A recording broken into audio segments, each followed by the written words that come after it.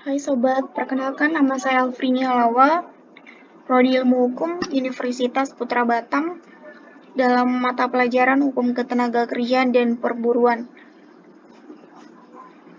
Di sini saya akan menjelaskan beberapa bagian perbedaan antara Undang-Undang Ketenagakerjaan Nomor 13 Tahun 2003 dan Undang-Undang Cipta Kerja Nomor 11 Tahun 2020.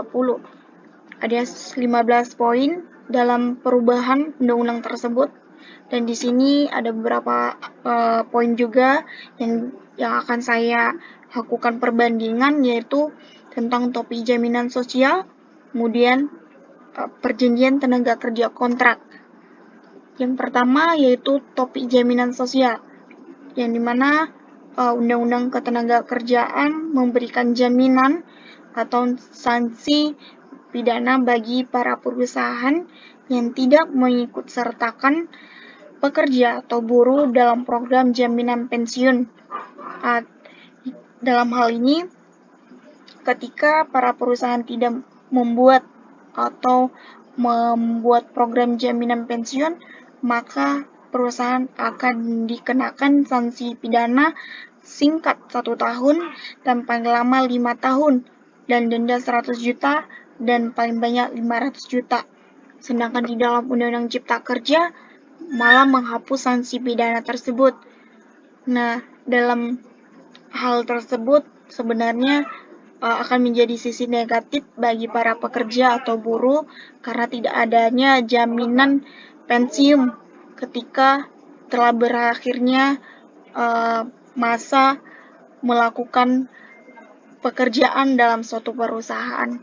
Kemudian adanya perubahan dalam perjanjian tenaga kerja kontrak atau PKWT yang sebelumnya diberlakukan PKWTT, yang artinya bahwasannya dalam pasal 59 Undang-Undang Ketenagakerjaan ini akan ada kepastian kapan kontrak berakhir, yang dimana bisa saja karyawan tersebut dianggap sebagai karyawan tetap dan tidak ada pemutusan perjanjian kontrak sepihak sebelum adanya kesepakatan antara karyawan dan pemberi kerja.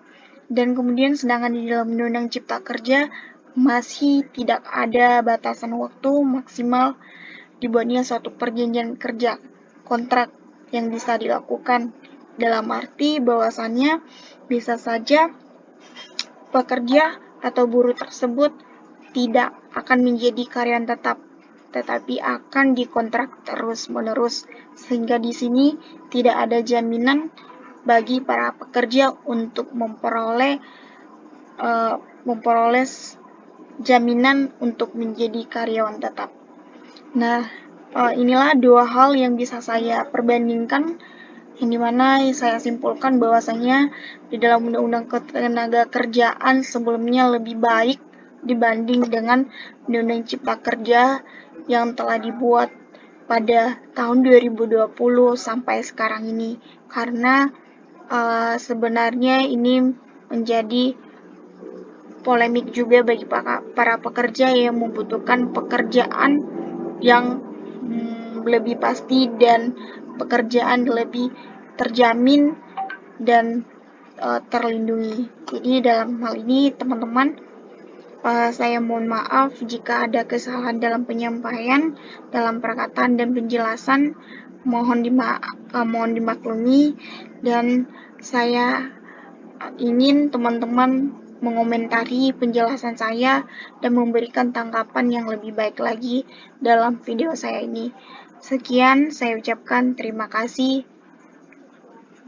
buat teman-teman semuanya.